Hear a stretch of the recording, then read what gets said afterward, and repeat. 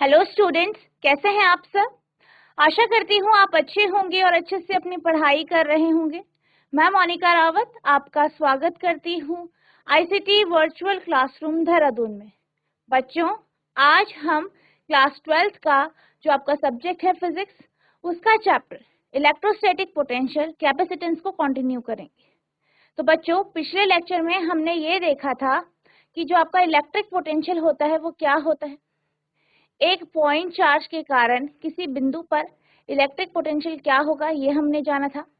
इसके साथ साथ जो आपका डायपोल होता है यानी द्विध्रुव होता है, उसके कारण किसी एक बिंदु पर इलेक्ट्रिक पोटेंशियल का मान क्या होगा ये भी हमने देखा था। इसके साथ साथ हमने ये भी जाना था कि जब आपके पास बहुत सारे जो है चार्ज हैं, आवेश हैं, उनके कारण किसी एक बिंदु पर जो है पोटेंशियल या फिर विभव क्या होगा ये हमने देखा था। आई होप आपको ये सारे टॉपिक समझ में आए होंगे।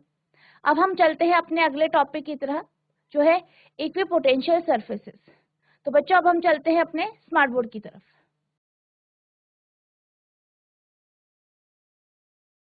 तो बच्चों, अब हम चलते हैं अपने अगले टॉपिक की तरफ, जो है आपका इक्विपोटेंशियल सरफेस यानी समविभव सतह। ठीक है, तो जैसे कि आप नाम से जान सकते हैं, इक्विपोटेंशियल यानी समविभव यानी एक जैसा विभव हो जाना, जहाँ पे पोटेंशियल एक जैसा या एक समान। ठीक है, तो बेसिकली हम यहाँ पे ऐसे पॉइंट्स की या ऐसे बिंदुओं की या ऐसे सतह की बात करते हैं जहाँ पे जो विभव है या एक जो पोटेंशियल है वो एक जैसा होता है या सेम होता है। ठीक है, तो ऐसी सतहों की हम बात करते हैं। तो जैसे कि आप फिगर में देख सकते हैं, ठीक है, तो यहाँ पे आपके पास दो पॉइंट है ए और बी, आपको दिख रहा होगा फिगर में। यहाँ पे आपके पास दो बिंदु है ए और बी।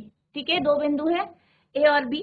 ठीक है, और ये दोनों आप देख सकते हैं same potential.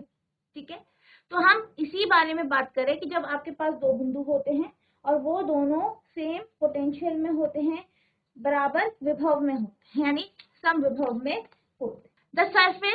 The surface, the locus of all the point at the same potential is known as equipotential surface। यानी जो जितने भी बिंदु हैं वो जब एक ही पोटेंशियल में एक ही विभव में होते हैं तो हम ये कहते हैं कि जो आपकी सरफेस है, जो आपकी सतह है, वो इक्विपोटेंशियल सरफेस में है या सम विभव सतह है।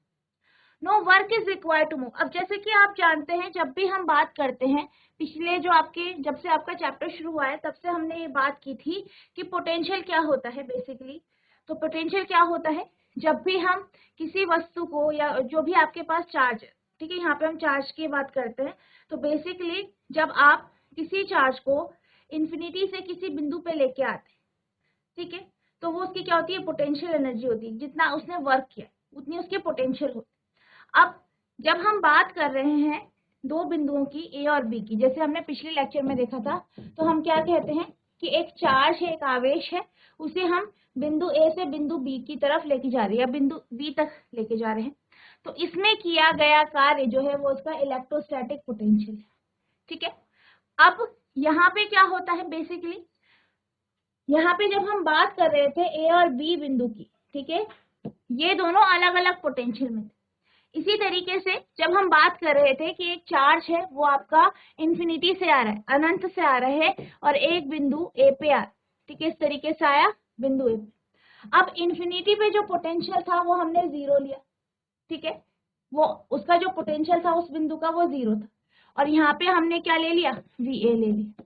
तो यहाँ पे जब हम बात करते हैं कि एक जो बिंदु चार्ज है या बिंदु आवेश है जिसे हम अनंत से ए बिंदु तक लेके आ रहे हैं, तो उसको वहां से यहाँ पे लेके आने में जो कार्य किया गया है, ठीक है, वो क्या होता है, इन दोनों सरफेस में जो पोटेंशियल है उनका डिफरेंस होता है। ठीक है, इन दोनों जो सरफेस है उनमें जो पोटेंशियल का डिफरेंस है वो होता है। यानी कि जब हम बात कर रहे हैं वी इन्फिनिटी, यहाँ पे क्या है, ये पॉइंट जो है इन्फिनिटी पे, तो यहाँ पे क्या है, पोटेंशियल जीरो। तो यहाँ पे आपके पास वी ए, इसको हम वी इन्फिनिटी मान लेते हैं। ठीक है, तो यहाँ पे जब हम वर्क डन की बात करेंगे कि कार्य कितना किया गया है, तो V A minus we infinity, तो वी ए है और वी इंफिनिटी आपका 0, यानी इस केस में वी ए कार्य किया गया। ठीक है, इसी तरीके से जब हम बात करते हैं कि हम एक चार्ज को ए से बी बिंदु पे लेके जा रहे हैं, तो यहाँ पे जो वर्क डन है, जो कार्य किया गया है, वो बराबर होता है V B minus V A. ठीक है, अब यहाँ पे क्या है, पोटेंशियल डिफरेंस है, दोनों जो विभव है उनमें क्या है, अंतर है, विभव अंतर है। इसी तरीके से जब हम बात कर रहे हैं कि हम एक आवेश को इन्फिनिटी से एक बिंदु ए पे ला रहे हैं, तो इस केस में इन्फिनिटी या अनंत पे जो पोटेंशियल है, जो विभव है, वो क्या है, 0 है, और ए बिंदु पे क्या है, वी ए है। तो यहाँ पे जो वर्क डन आया, जो कार्य किया गया इस बिंदु चार्ज को अनंत से ए बिंदु तक लाने में, तो वो कितना हुआ आपका, वी ए। इसी तरीके से अगर हमारे पास दो ऐसे पॉइंट है, बिंदु है, जहां पे पोटेंशियल जो है वी है, ठीक है, क्योंकि ये क्या है, इक्विपोटेंशियल सरफेस है, समविभव सतह है, तो इन दोनों का पोटेंशियल क्या होगा, सेम होगा, वी होगा। ठीक है, अब यहाँ पे अगर हम किसी एक पॉइंट चार्ज को, किसी एक बिंदु आवेश को ए पॉइंट से बी पॉइंट की तरफ लेके जाते हैं, तो इस केस में, ठीक है, इस केस में जो आपका कार्य होगा, इस केस में जो आपका क्या होगा, कार्य होगा, वो कैसा होगा, इसके बारे में हम बात। तो बेसिकली जब आप ए बिंदु से बी बिंदु पे कोई एक पॉइंट चार्ज लेके जा रहे हैं, तो यहाँ पे जो कार्य होगा या वर्क होगा, वो बराबर हो जाएगा V B minus V A. ठीक है, और यहाँ पे वी ए जो है वो भी वी है और वी बी भी वी है, क्योंकि ये क्या है, इक्विपोटेंशियल सरफेस है। तो यहाँ पे आप v माइनस वी लिखेंगे, तो आपके पास क्या आ जाएगा, 0, यानी इस केस में जो वर्क डन आया है, जो कार्य आया है, वो क्या आया है, 0 आया है या 0 आया।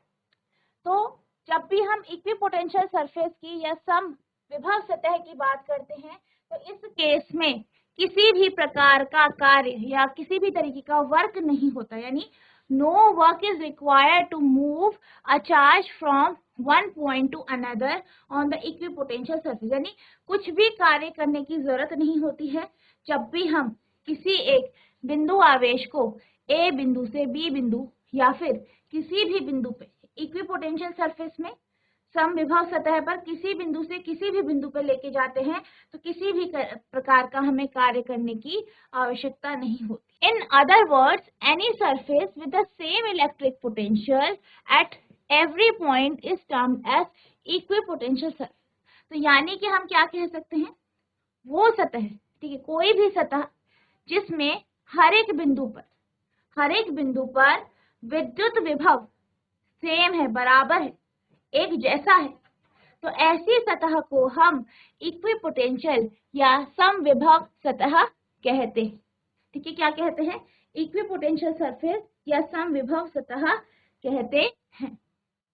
अब हम बात करते हैं इक्विपोटेंशियल पॉइंट्स क्या होते हैं, समविभव बिंदु क्या होते हैं। अब जब भी हम बात करते हैं समविभव बिंदु की, तो जैसे कि हमने कहा कि यहाँ पे आपको जो फिगर दिख रही है, वहां पे बिंदु ए और बिंदु बी जो है वो कहाँ पे है, सेम पोटेंशियल में है। ठीक है, वहां पे विभव क्या है, बराबर। तो हम ये कह सकते हैं कि बिंदु ए और बिंदु बी क्या है, इक्विपोटेंशियल पॉइंट, क्योंकि इन दोनों बिंदु पे जो विभव है वो बराबर है। ठीक है, if the points in an electric field are all at same electric potential, यानी किसी भी विद्युत क्षेत्र पे, किसी भी इलेक्ट्रिक फील्ड यानी विद्युत क्षेत्र पे जो विद्युत विभव होता है वो एक जैसा होता है, समान होता है, तो ऐसे बिंदु जो कि आपके विद्युत क्षेत्र में है, ऐसे बिंदु आपके जो है इक्विपोटेंशियल पॉइंट यानी समविभव बिंदु कहलाते हैं। ठीक है, अब इसी तरीके से अगर हम इक्विपोटेंशियल पॉइंट यानी समविभव बिंदुओं को एक लाइन से या एक रेखा से जोड़ते हैं, तो इस रेखा को हम इक्विपोटेंशियल लाइन कहते हैं। ठीक है, यानी वो लाइन, वो रेखा जो आपके इक्विपोटेंशियल पॉइंट्स को आपस में जोड़ती है, ऐसी रेखा को हम क्या कहते हैं, इक्विपोटेंशियल लाइन कहते हैं।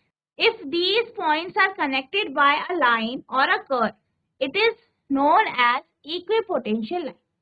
अब वह सतह, वह सरफेस जिसपे जो आपके इक्विपोटेंशियल पॉइंट्स है, इक्विपोटेंशियल लाइन है, उस सतह को क्या बोलते हैं हम? इक्विपोटेंशियल सरफेस यानी इक्विपोटेंशियल या फिर समविद्युत सतह।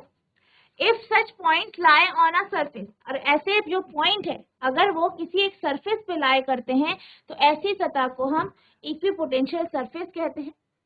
और अगर हम बात करें ऐसे स्पेस की, ठीक है, ऐसे क्षेत्र की, ऐसे आयतन की जहाँ पे ये जो आपके समविभव बिंदु है ये होते हैं, तो ऐसी सतह को या ऐसे आयतन को हम समविभव आयतन या इक्विपोटेंशियल वॉल्यूम कहते हैं। Further, if these points are distributed throughout a space or a volume, it is known as equipotential volume. तो यहाँ पे हमने क्या क्या बात करी? हमने बात करी कि इक्विपोटेंशियल सरफेस क्या होती है। बेसिकली इक्विपोटेंशियल सरफेस वह सतह है, वह सरफेस है, वह पृष्ठ है जहाँ पर सारे के सारे जो बिंदु है उनका विभव सेम होता है, बराबर। यानी कि अगर हम एक बिंदु से दूसरे बिंदु पर किसी चार्ज या बिंदु आवेश को ले जाते हैं तो किसी भी प्रकार का कार्य नहीं होता है, ठीक है।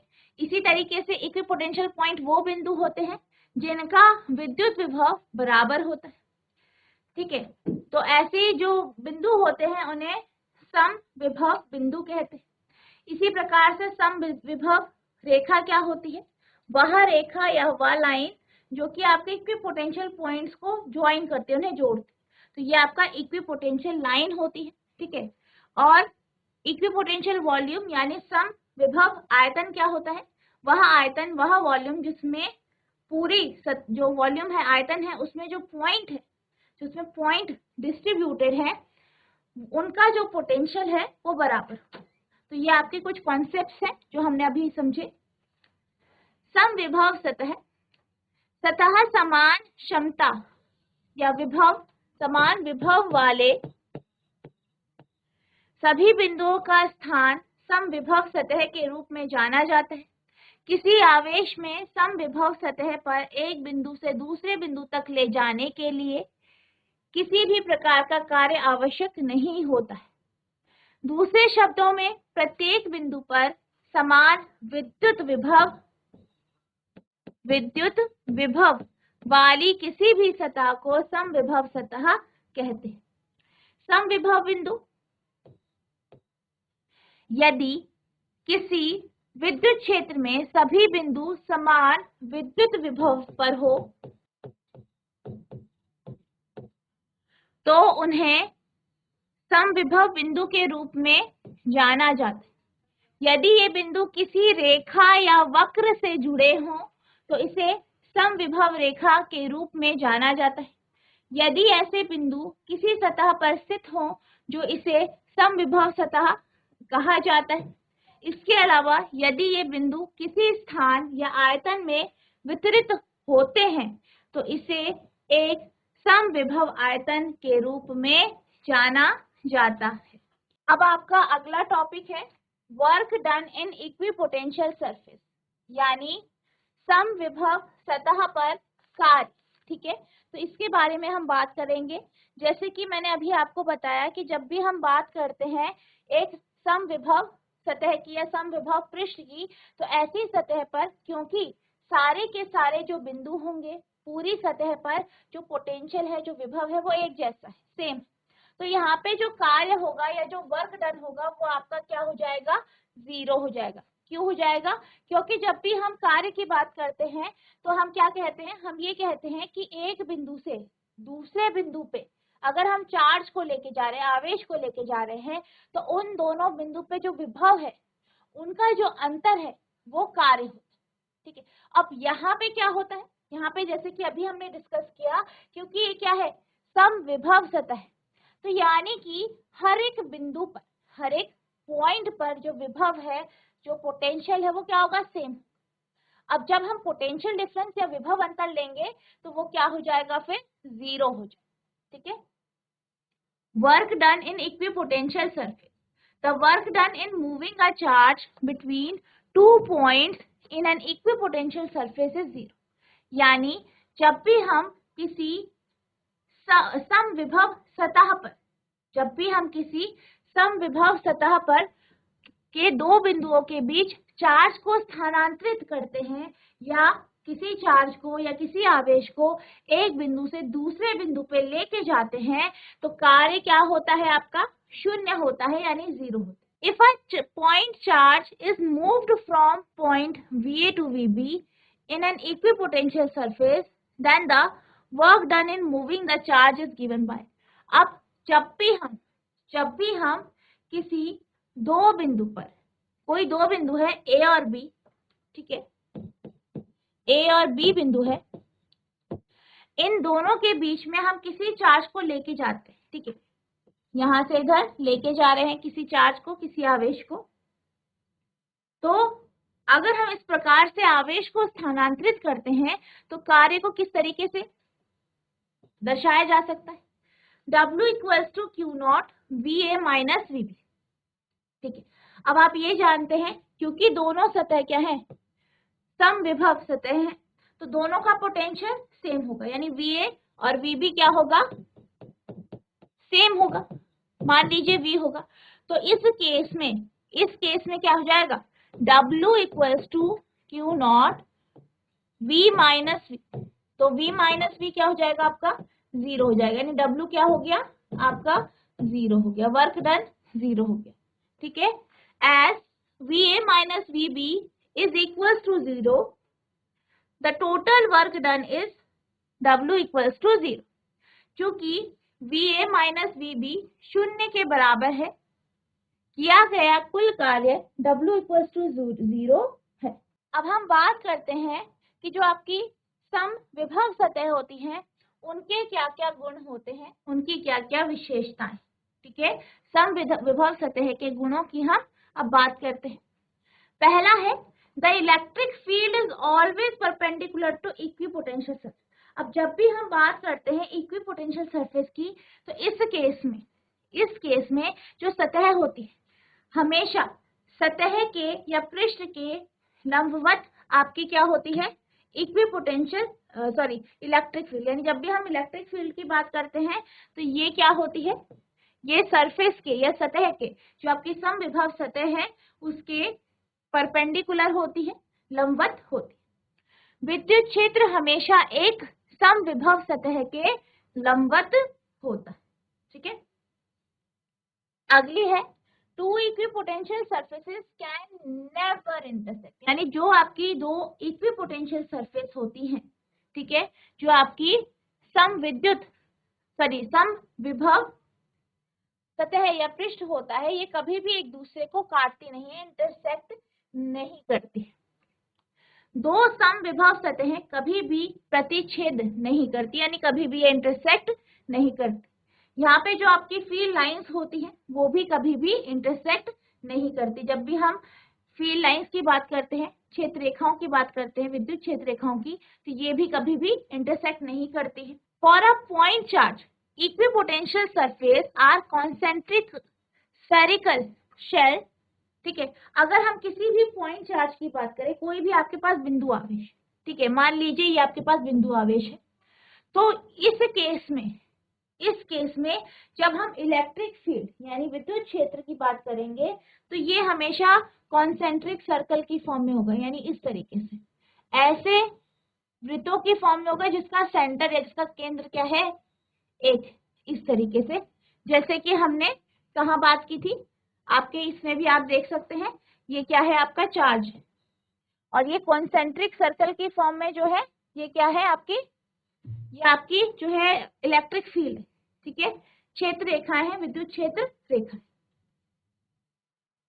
एक बिंदु आवेश के लिए समविभव सतहें संकेंद्रित गोलाकार कोश होती। For a uniform electric field the equipotential surfaces are plane normal to x axis.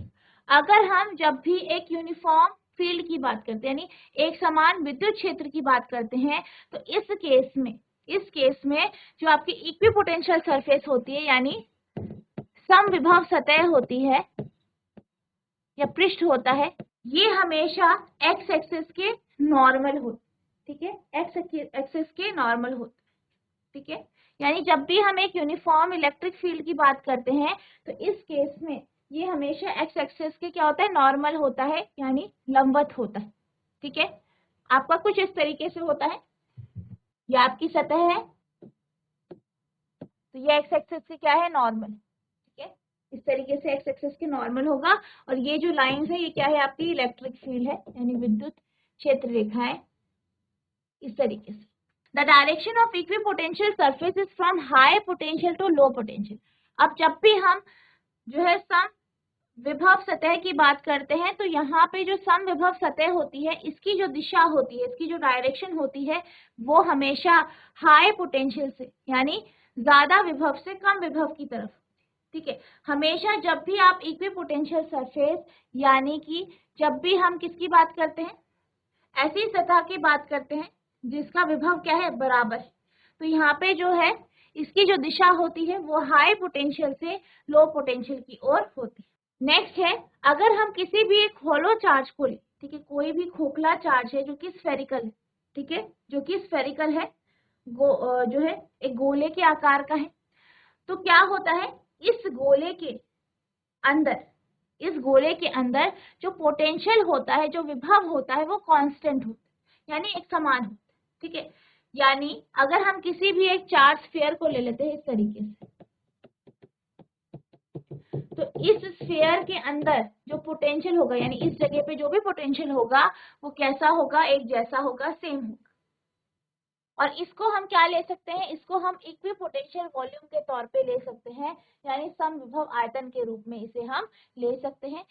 इसका अर्थ क्या है कि अगर हम बात करें कि हम चार्ज को, किसी आवेश को यहाँ से इधर पे लेके जाना चाहते हैं, ए बिंदु से इस बिंदु बी तक लेके जाना चाहते हैं, तो यानी कि इसको यहाँ से, यानी ए बिंदु से बी बिंदु तक, ए बिंदु से बी बिंदु तक ले जाने में हमें किसी भी प्रकार का कार्य नहीं करना पड़ेगा। क्यों नहीं करना पड़ेगा, क्योंकि हमने क्या पढ़ा कि जो आपके पास एक चार्ज स्फीयर होता है या एक चार्ज गोला होता है, उसके अंदर जो पोटेंशियल होता है, जो विभव होता है, वो एक जैसा होता है, ठीक है। Inside a hollow charged spherical conductor, the potential is constant. This can be treated as equipotential volume. No work is required to move a charge from center to the surface. यानी समविभव खोखले आवेशित गोलाकार कंडक्टर के अंदर विभव स्थिर होता है। विभव क्या होता है, स्थिर होता है, विभव स्थिर होता है। इसे समविभव आयतन के रूप में माना जाता है।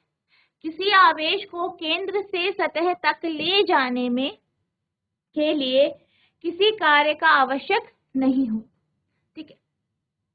यानी कि क्या बोल रहा है वो, कि जो आपका स्फीयर होता है, हॉलो स्फीयर होता है, उसके अंदर पोटेंशियल सेम है, यानी कि आप किसी चार्ज को एक बिंदु से दूसरे बिंदु पे ले जाएंगे तो किसी भी प्रकार का आपको कार्य नहीं करना पड़ेगा। अगला है आपका for an isolated point charge. अगर आपके पास कोई भी आइसोलेटेड पॉइंट चार्ज है, the equipotential surface is a sphere, तो इसके लिए जो इक्विपोटेंशियल सरफेस होगी वो स्फेरिकल फॉर्म में होगी। यानी आपके पास कोई भी एक बिंदु आवेश है, उसके लिए जो आपकी सम विभव सतह है वो एक गोलाकार या गोलीय रूप में होगी, स्फेरिकल होगी, 3 dimensional. Concentric spheres around the points are different equipotential surface.